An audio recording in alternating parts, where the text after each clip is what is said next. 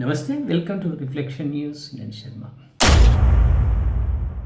ప్రేక్షకులారా, ఒకప్పటి మిత్రులు ఇప్పుడు శత్రువులు. మన దాయాది దేశానికి మిత్రులుగా ఉన్నటువంటి వాళ్ళందరూ ఇప్పుడు శత్రువులుగా మారారు.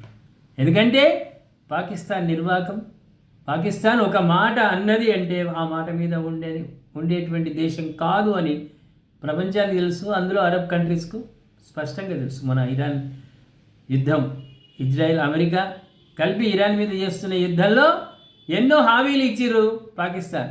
మేము మీకు అండగా ఉంటాం, మాకు కూడా ఎవడైనా ఏ దేశమైనా మా మీద దాడి చేస్తూ మీరు అండగా ఉండాలి. అండమైంది కూడా పోయింది. పాకిస్తాన్ ఒక బండ అనేది ప్రపంచానికి తెలిసింది. యునైటెడ్ అరబ్ ఎమిరేట్స్ వాళ్ళు చాలా సన్నిహితం. ఏది పాకిస్తాన్ కావాల్సినంత డబ్బు ఇచ్చారు. ఏదో దేశం కోసం వాడతారు, ప్రజల కోసం వాడతారని వాళ్ళు అనుకున్నారు.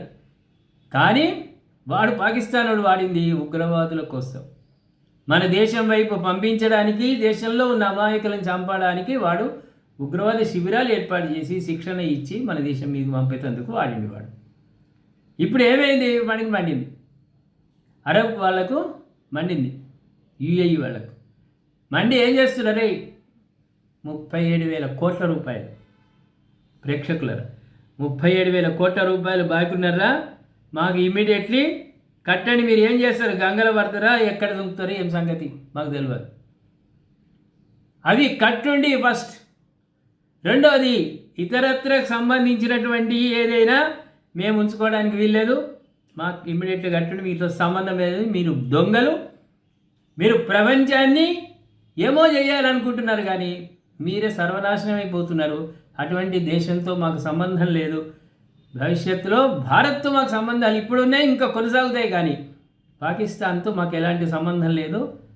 33,374 కోట్లు, ఒకటా రెండా? ఇవి కూడా పాకిస్తాన్ వాడు కట్టాలి. కట్టకుంటే ఆగని చెప్తారు.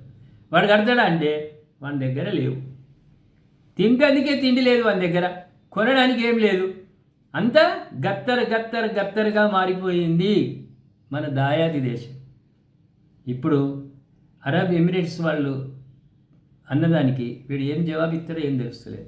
ట్రంప్ దగ్గరికి రానియాడు. బూట్లకు దుమ్ము పట్టినా ఆ ప్రధానిని, పాకిస్తాన్ ప్రధానిని తుడుమని అనడు. అవసరం అనుకుంటే ఆయన తుడుచుకుంటాడు తప్ప ప్రధానిని, అధ్యక్షుడిని వాడు నమ్ముతలేరు. ఎవరు నమ్ముతున్నారంటే ఆర్మీ చీఫ్ను మాత్రమే ట్రంప్ నమ్ముతున్నాడు. వాడు సిపాయి అంటున్నాడు. ఆ సిపాయి తర్వాత సంగతి తెలుస్తుంది ట్రంప్ కానీ వాడు ఒక్కడే నమ్ముతాడు ట్రంప్. ఏమంటారు ప్రేక్షకుల? 33,000 చిల్లర కోట్లు ఇప్పుడు పాకిస్తాన్ అరబ్ ఎమిరేట్స్ వాళ్ళు, యుఏ యునైటెడ్ అరబ్ ఎమిరేట్స్ వాళ్ళు ఇచ్చిన ఆదేశాలు వీడు పాటిస్తాడా?